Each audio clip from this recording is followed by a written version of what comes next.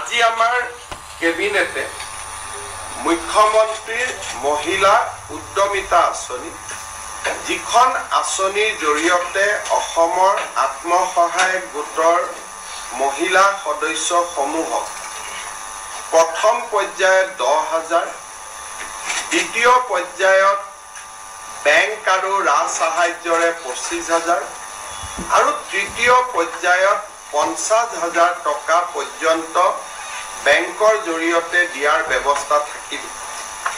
সেই আঁচনিখন ৰূপায়ণ কৰিবৰ বাবে আজি আমাৰ কেবিনেটে 2,000 কোটি টকাৰ অনুমোদন জনায়।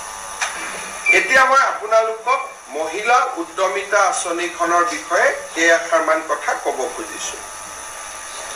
আমাৰ ৰাজ্যৰ আত্মসহায়ক গোটৰ সদস্যসকলক আমি 4 লানি সাৰ্ভে কৰাৰ পিছত কাৰোবাৰ 3টা সন্তানত আছে নে তাতকৈ বেছি আছে বিভিন্ন সাৰ্ভে কৰাৰ পিছত আমি 31 লাখ মহিলা প্ৰথম পৰ্যায়ত এই আঁচনিখনৰ বাবে উপযুক্ত বুলি আমি ইনফৰমেশ্যন বা আমি তথ্য কালেক্ট কৰিছোঁ।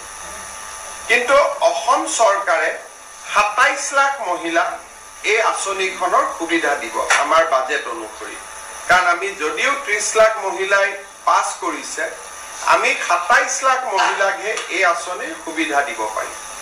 সেইবাবে অহা কেইটামান দিনত ব্লক পৰ্যায়ত এই আঁচনিৰ চূড়ান্ত হিতাধিকাৰী নিৰ্বাচনৰ কাম আৰম্ভ হ'ব। কেবিনেটে সিদ্ধান্ত গ্ৰহণ কৰিছে যে যিসকল মন্ত্ৰী বিধায়ক প্ৰাক্তন বিধায়কৰ পৰিয়াল তেওঁলোকে এই আঁচনিখনৰ সুবিধা নাপাব। দ্বিতীয়তে যিসকল ৰাজপত্ৰিত বিষয়া gazetted class 1 and class 2 officer তেওঁলোকৰ পৰিয়ালেও এই আঁচনিৰ সুবিধা নাপাব। যিসকলৰ